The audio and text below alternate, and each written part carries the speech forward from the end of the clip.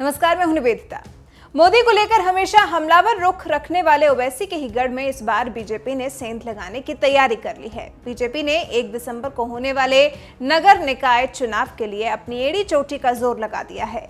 BJP ने दावा ठोक दिया है कि मेयर तो भगवा दल का ही होगा। हालांकि अभी परिणाम दूर है, लेकिन बीजेपी को उम्मीदें ज्यादा हैं। मतलब दोनों पार्टियों में तकरार कुछ ऐसी है, तब भी विपक्ष को लगता है कि ओवैसी बीजेपी की बी पार्टी है।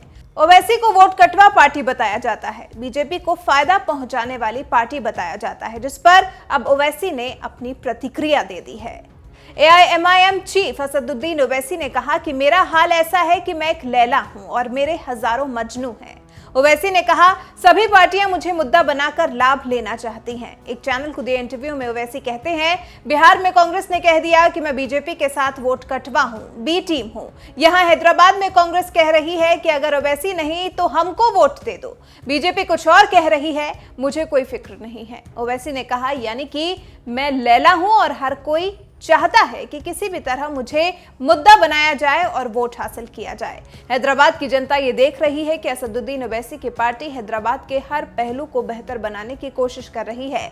ये बात को अब जनता तय करेगी। दरअसल ओवैसी का ये गुस्सा बीजेपी के खिलाफ हैदराबाद में आई बाढ़ को लेकर भी है। ओवैसी से पूछा गया, अमित शाह पूछते हैं कि जब हैदराबाद में बाढ़ आई तो ओवैसी भाई और TRS कहां थी। इस पर ओवैसी ने अमित शाह को जवाब दिया, कहा कि अमित शाह के जो चमचे हैं वो बिल्कुल ही बहरे हैं, अंधे हैं। अकबरुद्दीन ने 3.5 करोड़ की रिलीफ बांटी। असदुद्दीन ओवैसी रोज घुटनों तक पानी में फिर रहा था। हम लोगों की जान बचा रहे थे। हमने CM से मिलकर हर घर को 10,000 रुपए दिलवाए।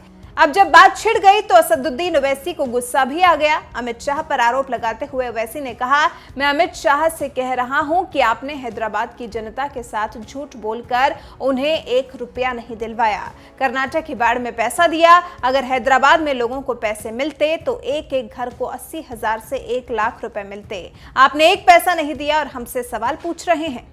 ओवैसी ने हिंदुओं की पार्टी माने जाने वाली बीजेपी पर तंज कसा। कहा कि हमने ना हिंदू देखा और ना ही मुसलमान, हर आदमी की मदद की। उस समय बीजेपी सो रही थी। सिवाय AIMIM के MLA के और CM के अलावा कोई नहीं गया बाढ़ग्रस्त इलाकों में। कुल मिलाकर ओवैसी ने अमित शाह को तो तीखी सुनाई ही, साथ ही उनको बीजेपी की बी पार्टी कहने वालों को भी जमकर सुनाई। ऐसे कि खुद को लैला कहने से भी परहेज नहीं किया। अब आप हमें कमेंट करके बताएं कि क्या ओवैसी के मुताबिक आपके नजर में भी क्या वो एक लैला है जिनका फायदा सभी उठाना चाहते हैं। आपकी राय हमें कमेंट कर जरूर बताएं।